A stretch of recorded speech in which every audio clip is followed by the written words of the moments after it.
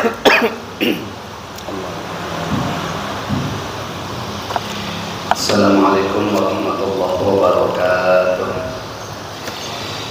Astaghfirullahaladzim, astaghfirullahaladzim, astaghfirullahaladzim, alladzi la ilaha illa huwal hayyul qayyum, atubu ilaih.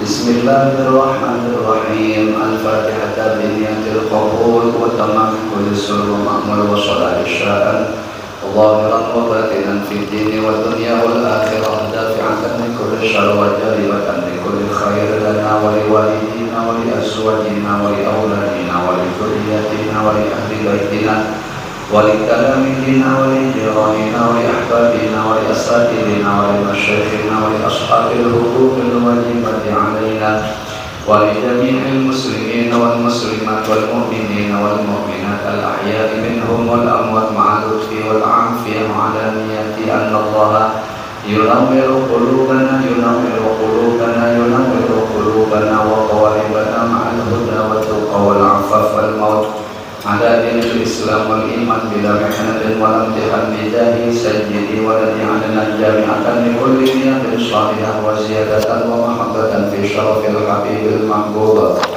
wa khususan khasatan ila hadrati man nawainahum wa anta ta'lamu bihim wa bi asma'ihim radiyallahu anhum ajma'in. A'adallahu alaina min barakatihim wa karamatihim wa anwarihim wa asrarihim wa nafahatihim fid dini wa dunya wal akhirah ala hadhihi niyat wa ala man nawahu aslafana shalihan wa li kulli niyatin salihah wa ila hadratin nabi sallallahu alaihi wa ala alihi wa sahbihi wa baraka wa sallam. Al-Fatihah. A'udzu billahi minasy syaithanir rajim. Bismillahirrahmanirrahim. Alhamdulillahi rabbil alamin. Ar-Rahmanir Rahim. Maliki yaumiddin. Iyyaka na'budu wa iyyaka nasta'in. Ihdinas siratal mustaqim. Shiratal ladzina an'amta 'alaihim ghairil maghdubi 'alaihim waladdallin. Amin.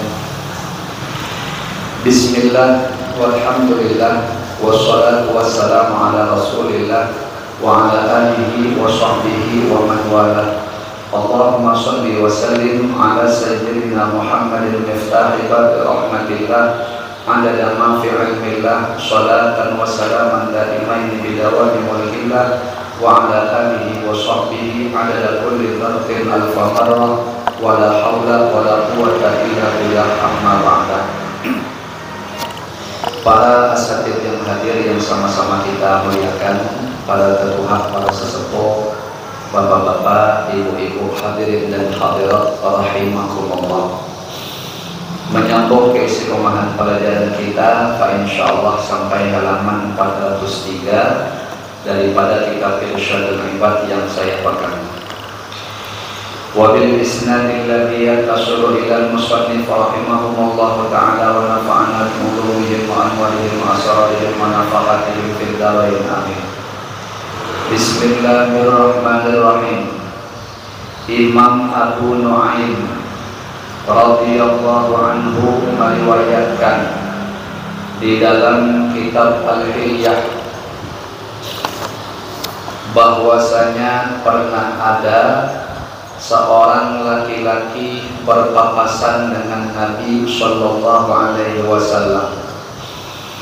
Laki-laki itu membawa seekor kijang hasil buruannya.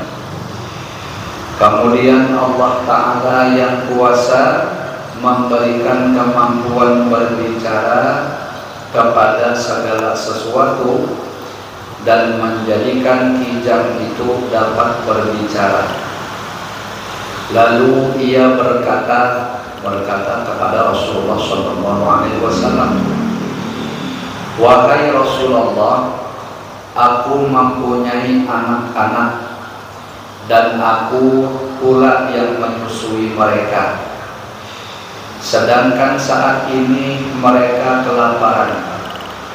Oleh karena itu, perintahkanlah kepada orang ini agar membiarkan diriku pergi sehingga aku dapat menyusui anak-anakku. setelah itu aku akan kembali lagi. Nah, janji kijang itu begitu kepada Rasulullah SAW.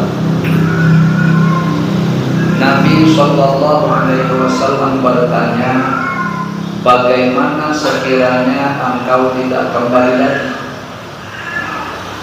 Kijang itu berkata, jika aku tidak kembali, maka Allah akan mencelaku,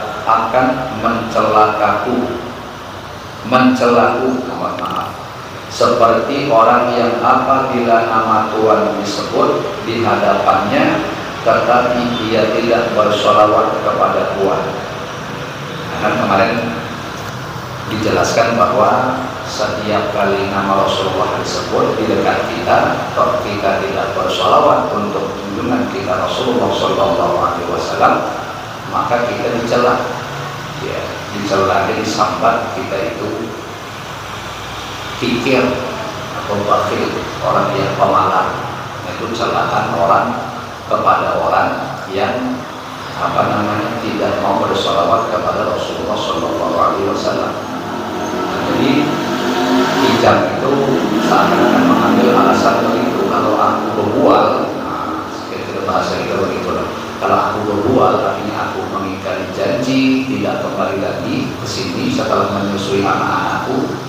Nah, silahkan aku dicela, ya, dicela. Kemudian Nabi SAW bersabda kepada si laki-laki yang nangkap kijang tadi, ya, karena bagaimanapun pun itu hak dia, ya. Nah, memang Allah memberikan kekuasaan kepada kita manusia ini. Kalau memang itu hayawan yang halal diburu, lalu kita dapatkan hayawan itu memang menjadi hak kita. Jadi kan kisahnya laki-laki tadi kan tidak tahu Bang. Kalau keadaan si kijang belum demikian, kalau bangsa dia mungkin diberi Allah kasyaf, juga bisa berbicara dengan kijang itu, tahu apa masalahnya, mungkin dia berpikir dia mau menangkap kijang, nah, tapi kan tentu tidak sedemikian dan tidak termasuk halal juga untuk diburu.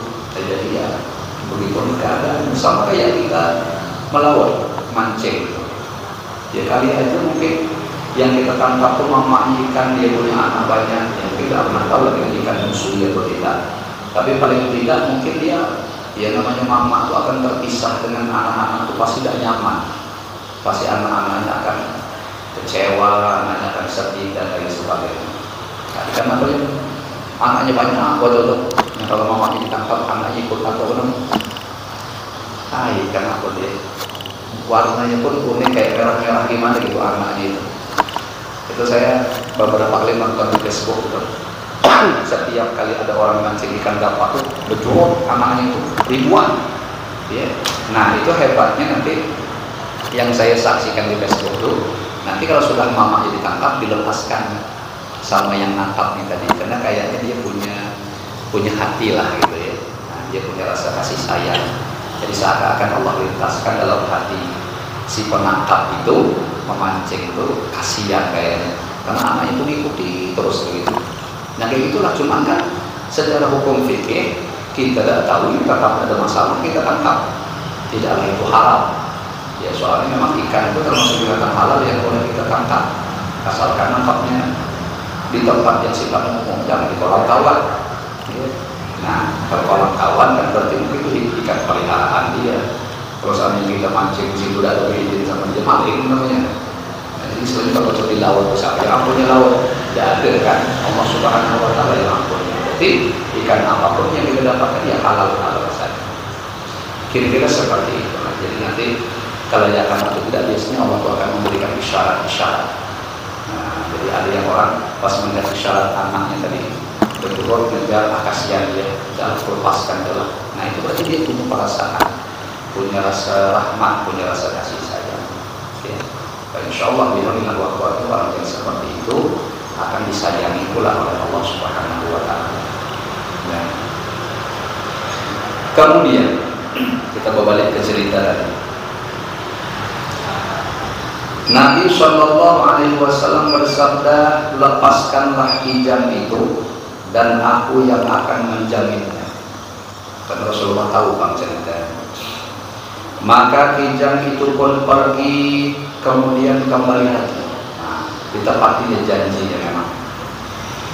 Lalu malaikat Jibril alaihi salam turun dan berkata, wahai Muhammad, Allah menyatakan salam kepada engkau dan berfirman, demi kemuliaan dan kebesaranku, sungguh aku lebih berbelas kasih terhadap umat engkau melebihi kasih sayang kijang ini kepada anak-anaknya. Masya Allah. Lihat. Nah, siapa tadi khitabnya kata Allah? Aku lebih sayang kepada umat engkau. Kita khitabnya alhamdulillah. Ya, katanya Allah lebih sayang kepada kita dibanding sayangnya induk kijang kepada anak. Dan aku akan mengembalikan mereka kepada engkau seperti sikap kijang kembali kepada engkau, seperti sikap kijang kembali kepada engkau. Nah, ini ada satu garansi, mudah-mudahan lah ya. Jadi memang kalau merenung kita nih cuman ya, bahasa kasarnya itu memberi sultan. Sekarang ini nih maksud saya, kelakuan kita ini banyak memberi sultan, kelakuan kita ini banyak menyedihkan hati baginda Rasulullah SAW dengan banyaknya ibadah-ibadah yang tertinggal, banyaknya larangan-larangan yang terterjang. Bagaimanapun kan setiap amal kita ini, amal umatnya Rasulullah itu akan selalu dilaporkan kepada Rasulullah SAW, karena Rasulullah itu abar ruh, bapak ruh bagi kita. Sebagaimana datuk kita Nabi Adam itu abal jasad atau abul jasad, bapak jasad kita.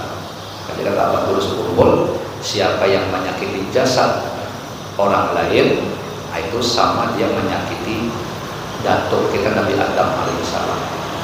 Namun siapa yang menyakiti hati atau perasaan orang lain, itu sama dengan dia menyakiti junjungan kita Rasulullah SAW. Jadi kita kalau berpikir betapa sementara ini kelakuan kita itu lebih banyak mengecewakan Rasulullah SAW. Jadi itu tadi sultan kita sebenarnya. Itu harapannya adalah mudah-mudahan Allah senantiasa melimpahkan rahmat, taufik, hidayah, keberkahannya kepada kita semua, sehingga di sisa umur kita ini mudah-mudahan selalu Allah lakukan perbaikan kepada kita, sehingga hari demi hari ibarat itu selalu bertambah kebaikan yang ada pada diri kita dalam segala hal, ya, zahir batinnya, ibadahnya, akhlaknya, segalanya. Sehingga setiap kali laporan itu dilaporkan kepada Rasulullah SAW, padahal beliau itu bangga sama kita, tersenyum. Ya. Sekurang-kurangnya yang ada di sini berupaya lah begitu. Kalau di wadah lain kita bisa menyaksikan bagaimana keadaan saudara-saudari kita. Ya, bukan kita merasa lebih bersih dari mereka, tidak, tapi paling tidak alhamdulillah dengan takdir Allah yang nyata, yang nampak, Allah gariskan kita lebih baik memang. Ya, seperti sekarang ini kita ditakdirkan bisa kita hadir di masjid ini untuk ilmu agama. Sementara di wadah lain kita mesti menyaksikan saudara kita yang lain.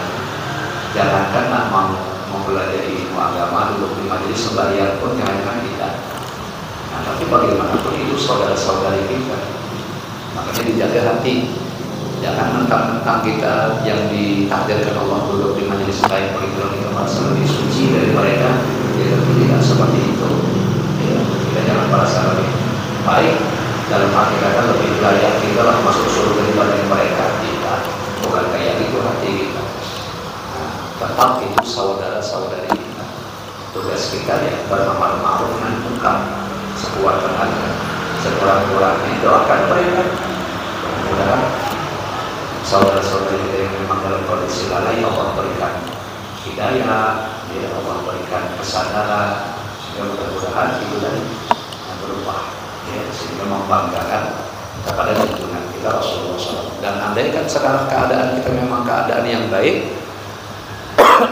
dalam pandangan Allah dan Rasulnya, mudahan ini diberi Allah istiqomah, ya, dan Allah terima seluruh amal ibadah kita. Amin ya rabbal alamin. Karena menahan yang macam ini pun berat, ya, sangat susah kalau tidak ditolong oleh Allah Subhanahu wa taala. Nanti kita bisa ujung, ya, bisa bangga. Nah, itu yang terjadi justru kita terjerumus ke dalam dosa yang lebih besar ketimbang yang dilakukan oleh saudara-saudari kita di tempat lain. Karena yang mereka lakukan itu kebanyakan biasanya maksiat zahir, maksiat badan. Bisa jadi mereka sekarang ini mabuk, atau sekarang ini berjudi, atau sekarang ini berzina, atau sekarang ini maling. Ya, itu semua maksiat betul, dosa betul, tapi perlu dipahami itu maksiat yang mereka lakukan semuanya maksiat zahir, pakai anggota tubuh. Lalu kita yang di sini yang tidak seperti mereka, lalu timbul rasa bangga, rasa lebih bersih, lebih layak, punya kedudukan di sisi Allah, lebih layak masuk surga. Nah, kita sudah melakukan maksiat juga, namanya maksiat batin, yaitu berupa ujub. Timbang dosanya sama dia ada besar, lebih besar dosa kita. Kenapa? Karena dosa dia pakai badan, sedangkan dosa kita pakai hati. Nah, dosa hati itu bobotnya lebih berat daripada dosa badan. Sebagaimana ketaatan hati itu bobotnya lebih berat daripada ketaatan zahir. Ada orang tuh sholat tahajud malam 1000 rakaat, misal banyakkan pahalanya banyak. Tapi ingat, pahalanya banyak itu masih pakai fisik. Kita tidak ada macam dia sholat 1000 rakaat, kita cuma pakai ibadah batin. Apa kita katakan ibadah batin kita? Misalnya habis balik pengajian nih, keluar dari sepakat mencari sandal, hilang sandal kita. Apa kita bilang innalillahi wa inna ilaihi raji'un? Kadang tak masih gaduh. Akhirnya kita bilang sabar. Karena kaidahnya mengatakan setiap sandal hilang pasti ada sandal baru. Itu mesti sudah mau yang biar tiba hasil hilang udah mau bisa sandal lagi. Tidak mungkin kan? Masih bakal beli sandal, keluar duit jadi. Nah, sabarnya itu buktinya pian itu kuat menanggungnya. Tidak ada mas uang ajar maling udah aku artis kau pakai sandal aku. Wah, itu namanya dari treatment. Dia tidak dalam kemungkinan habis dan rezeki aku.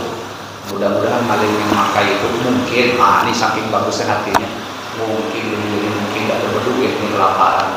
Jadi kita katakan desain yang sandal aku mungkin masih layak dijual, kali-kali dijual mungkin untuk beli nasi supaya makan. Kasihan dia. Jadi ada rahmatnya baik sangka. Nah, baik sangka itu dalam bahasa Arab, dalam bahasa agamanya husnudzon. Nah, itu namanya ibadah hati. Ya, husnudzon itu berdoa pula kayak di dalam kitab Ihya Ulumuddin yang bisa malam Bahi Ahmad Marzuki, maling, tapi maling ini ulama dimaling sandal kasusnya memang. Ya, kasusnya sandal beliau dipaling, tapi ini mudah-mudahan bukan sandal saya lah nanti ya. Nah, kalau mau ada kehilangan di gurunya mudah-mudahan bukan sandal saya. Jadi pas dimaling tadi ulama tadi saking bersihnya hati, apa kata beliau? Ya Allah, mungkin maling ini kepepet maling. Mudah-mudahan itu sandal dimakainya untuk bermanfaat kepada hal-hal kebaikan, dan mudah-mudahan ini merupakan nasihat yang terakhir. Mudah-mudahan setelah ini tidak maling lagi. Ya, karena bagaimanapun hukum sosial macam mana ya? Terkadang itu kita yang salah macam mana? Itu tadi kali saja maling itu memang dalam kondisi kelaparan, cuma kita tidak tahu. Kita nak tolong dia, kita tidak tahu. Sementara dia dalam kondisi terpaksa. Kan banyak tuh di film-film atau kasus apa gitu, bapak-bapak melong, rupanya tujuannya jadi untuk supaya dapat duit memberi makan anak-anaknya yang kelaparan. Kita tidak tahu keadaannya. Kira-kira kalau nanti di mahkamah ilahi yang ditampilkan, nah apa kau maling? Aku terpaksa, kata dia, ya Allah, anak-anakku kelaparan. Lalu ditanyakan kepada kita, nah apakah kau ada mengikhlaskan sandal kau? Padahal kau berduit lebih. Jelas-jelas saudara kau dalam keadaan lapar. Apa kelebihan harta yang kau kasih ke kau dan kau bagi-bagikan kepada orang lain? Kira-kira mana lebih sopan kita sama dia? Lebih sopan kita. Karena dia walaupun salah maling tetap salah. tapi dia terpaksa. Lah kita yang kelebihan, kenapa tidak mau bantu? Kita yang bakal ya pas-pasan akan dicela oleh Allah Subhanahu wa Ta'ala. Kita akan malu. Nah, disinilah kita melatih memainkan amalan hati dan sabar. Jadi ada beberapa amalan hati dalam kasus maling tadi.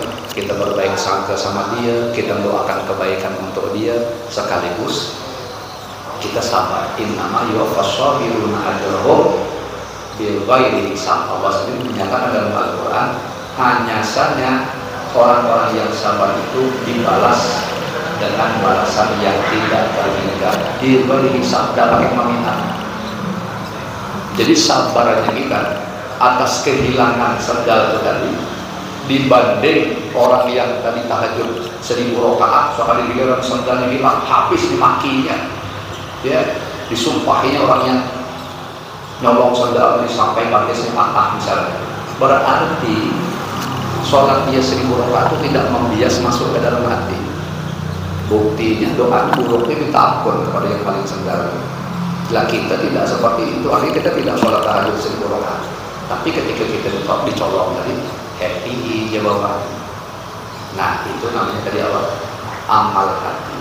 Amal hati itu banyak, bisa sabar, bisa syukur, bisa ridho, bisa husnudzon, baik sangka, bisa pemaaf dan segala macam. Nah jadi itu sepele tapi luar biasa efeknya. Ya.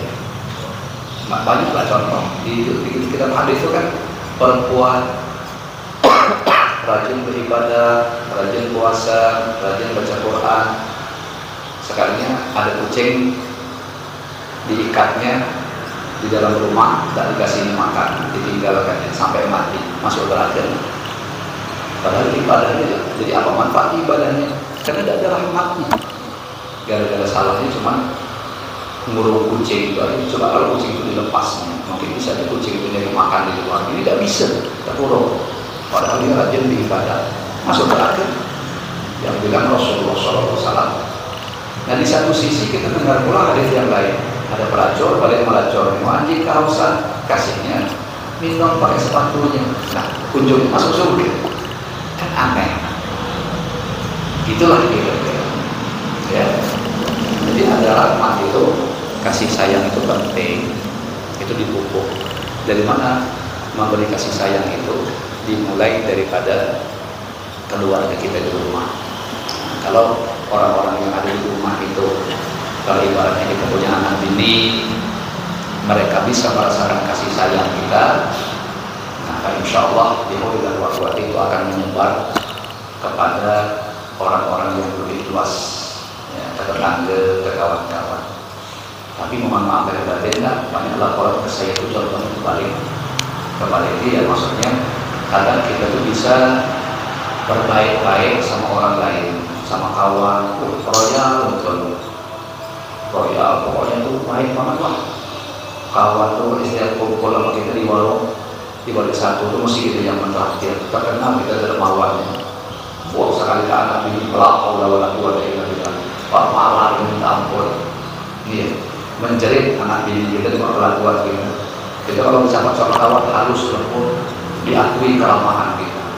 Bahkan Tuhan dari sama anak bininya, kita bilang kadar sebini, kasar, tidak ada peduli, nyegak-nyegak.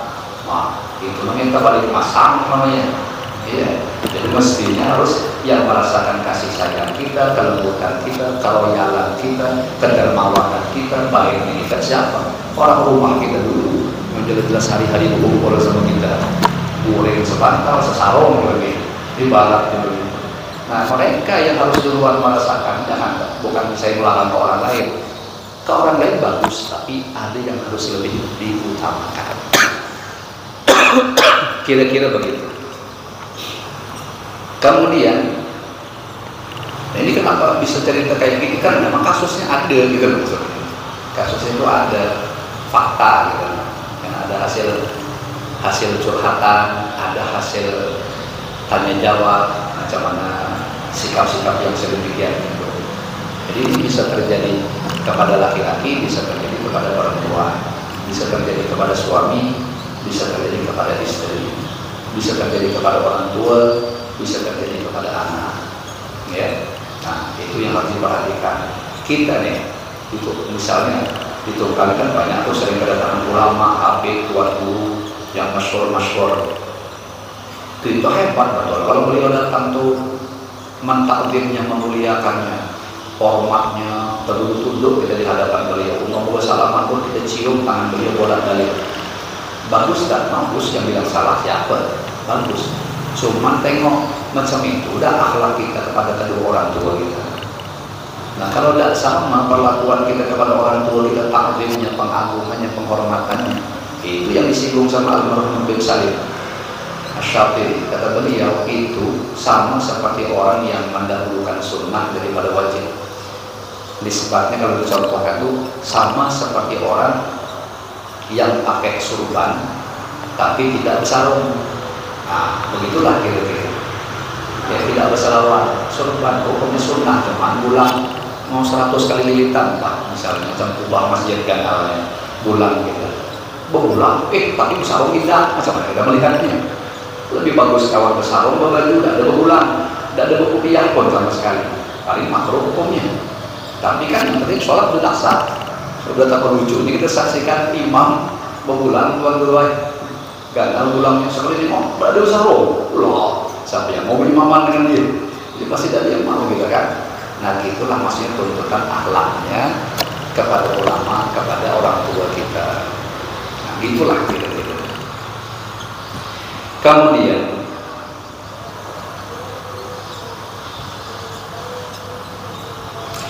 lalu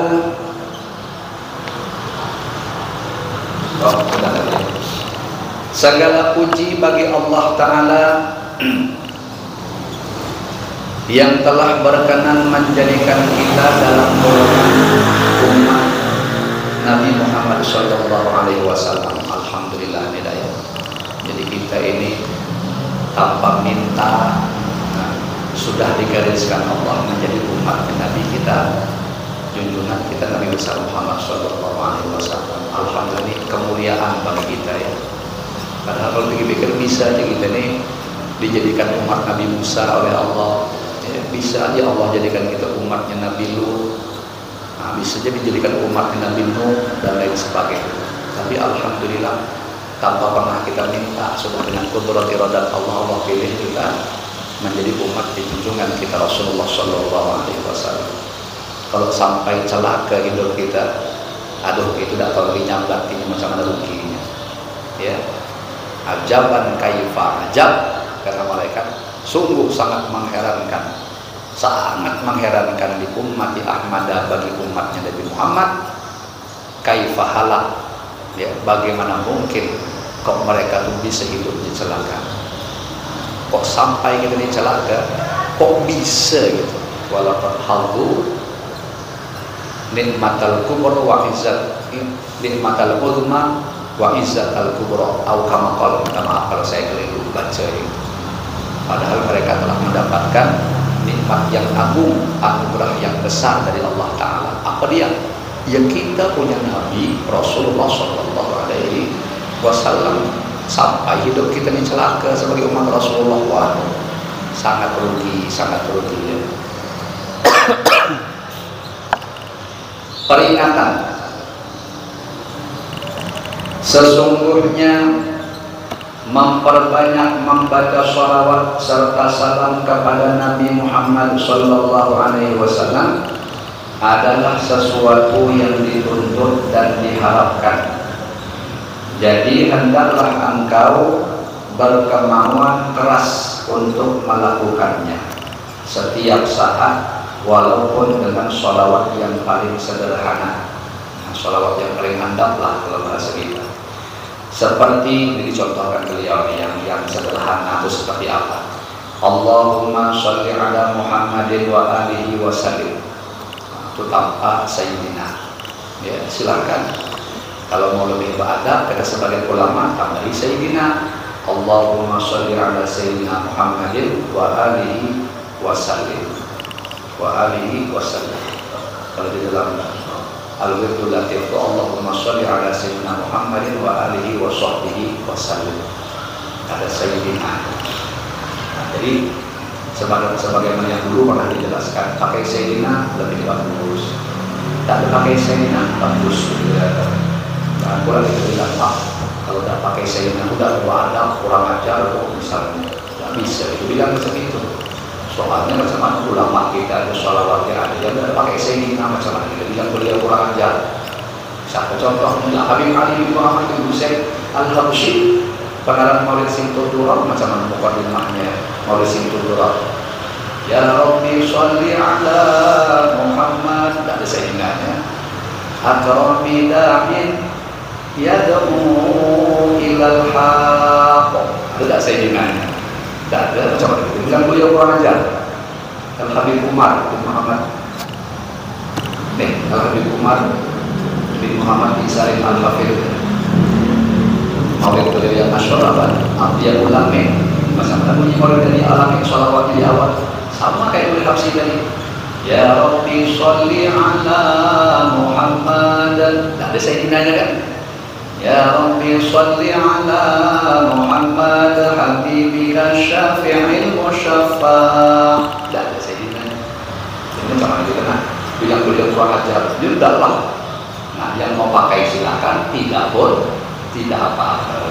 Ada sholawat Jibril tidak pakai Sayyidina sallallahu alaihi Muhammad, sallallahu alaihi Muhammad, sallallahu alaihi Muhammad, itu amalan rutin 1000 kali biasa dibiasakan. Nah, jadi terserah aja ya, selama itu sholawat dan salam, insya Allah bagus-bagus aja, ya bagus-bagus aja. Jadi jangan kita permasalahkan, kita maunya yang macam mana, menurut lebih bagus pakai itu, pakailah. Insya Allah bagus aja itu. Yang tidak bagus itu sudah ada baca, nyalah-nyalahkan lagi, itu jelas ada bagusnya itu. Ya, jangan sampai kita sedemikian. Kalau diterjemahkan sholawat tadi, wahai Allah, karuniakanlah kesejahteraan. Sholawat lah, masa di sini diterjemahkan dengan bahasa kesejahteraan. Serta salam kepada Nabi Muhammad Sallallahu Alaihi Wasallam beserta keluarga beliau. Ya. Serta salam tadi ya. Nah, tidak ada seorang pun yang apabila sudah mendengar betapa besar pahalanya tetapi tetap saja meninggalkannya, melainkan ia seorang yang meremehkan agama. Nah, ini yang saya khawatir yang model kayak begini. Kita sudah bolak-balik dengar keterangan dari guru-guru kita, ulama kita, bahwa sholawat itu kalau terdengar nama Rasulullah cepat disambah, cepat kita bersholawat, reaksi atas kita tuh punya perhatian yang tinggi, kecintaan yang besar kepada Rasulullah. Namun nyatanya sampai sekarang setiap kali nama Rasulullah SAW disebut, tidak pernah bereaksi kita untuk bersholawat. Itu dikhawatirkan kata beliau tadi, dikhawatirkan kita dianggap orang yang meremehkan agama. Ya, itu yang dikhawatirkan. Kemudian ucapan sholawat yang indah pun merupakan sebuah anjuran. Sebagaimana riwayat Imam Ibnu Mas'ud radhiyallahu anhu dari Nabi sallallahu alaihi wasallam, "Idza shallaitum alayya fa ahsinus sholata fa innakum la tadruna la'alla dzalika yuradu alayya." Artinya, apabila kalian bersolawat kepadaku, maka perindahlah solawat kalian. Jangan buru-buru, santai. Ya, hurufnya yang fasih, ya, yang bagus, yang beradab, yang perlu direnungkan maknanya, dirasa-rasakan keagungannya. Jangan ngejar yang penting cepat dan banyak. Sementara kadang mohon maaf lahir batin hurufnya terlempit, ya, ada bagus. Lebih bagus kita sedikit tapi beradab, dengan penuh perasaan, kecintaan kepada junjungan kita Rasulullah Sallallahu Alaihi Wasallam. Kenapa disuruh beliau perindah sholawat tadi? Sebab kalian tidak mengetahui, boleh jadi sholawat itu akan dihadapkan kepadaku. Dan yang dikehendaki dengan memperindah sholawat di sini adalah mengucapkannya secara lengkap dan utama. Jadi kalau bisa tuh ya sholawat yang sempurna tuh sholawatnya ada, salamnya ada, kemudian alihinya ada, sahbihinya ada, itu sempurna. Ya. Jadi seperti kayak yang di dalam kitab apa adanya itu tadi, Wirdul Latif tadi saya bilang, Allahumma sholli ala sayyidina Muhammadin wa alihi wa sahbihi wa sallim. Shollinya ada, salimnya ada, wa alihinya ada, wa sahbihinya ada. Itu namanya indah, sempurna, handap. Adapun yang lain terserah, banyaklah sholawat itu. Nah, Bapak Ibu yang dirahmati oleh Allah Subhanahu wa taala, selanjutnya Asy-Syaikh Al-Kabir Al-Qutub Ad-Dawair, wallahu a'lam bishawab. Hampir masih saya nih. Nah, ya, kita cukupkan ya. Mudah-mudahan yang kita kaji seadanya ini diberikan oleh Allah taala menjadi munafik, manfaat berkah dunia akhirat untuk kita semua. Amin ya rabbal alamin. Sekedar saya beritahukan terlebih dahulu, berhubung ini sudah masuk bulan Rajab, terkadang nanti saya punya jadwal keluar kota. Ini maksud saya, kalau saya nanti tidak ada di tempat, ya berarti itu kemungkinan besar bisa saya tidak hadir, baik di pengajian malam Kamis ataupun di subuh Selasa. Nah, kalau saya tidak hadir, mohon dimaafkan, mohon dimaklumi. Itu biasanya ada uzurnya itu. Ya kan memang bulannya. Nah, andai kan itu dianggap salah pun saya minta maaf, karena bagaimanapun memutus keistiqomahan. Jadi walaupun kita tidak bersua di majelis, kita tetap saling mendoakan yang baik. Doakan saya yang baik-baik, saya doakan juga Bapak Ibu, semoga diberi Allah yang baik-baik juga lahir batin dunia akhirat. Amin ya rabbal alamin. Ala hadihin niyat wa ala manawat wa asalafuna saliman wa likulli niyatin salihah wa ila hadratin nabi sallallahu alaihi wa ala alihi wa sahbihi wa baraka wa sallam. Al-Fatihah. A'udzu billahi minasyaitonir rajim. Bismillahirrahmanirrahim. Alhamdulillahi rabbil alamin. Ar-Rahmanir Rahim. Maliki yaumiddin.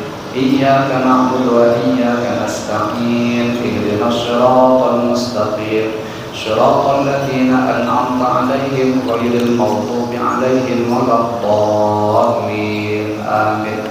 Bismillahirrahmanirrahim. Alhamdulillahi rabbil alamin. Wassalatu wassalamu ala asyrafil anbiya wal mursalin Sayyidina wa maulana Muhammadin wa ala alihi wa sahbihi ajma'in. Allahumma inna nas'aluka ilman nafi'an wa qalban khashi'an wa amalan mutaqabbalan wa rizqan katsiran halalan thayyiban mubarakan fih. Allahumma inna na'udzubika min ilmin la yanfa'u wa qalbin la yakhsha'u wa amalin la yarfa' wa du'a'in la yusma'. Rabbana atina fid dunya hasanah wa fil akhirati hasanah wa qina 'adzabannar.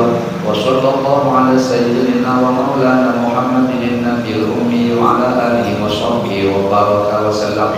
Bi fadli subhana rabbika rabbil izzati amma yasifun wa salamun ala mursalin walhamdulillahi rabbil alamin. Hadani Allah wa iyyakum ajma'in. Wassalamualaikum warahmatullahi wabarakatuh.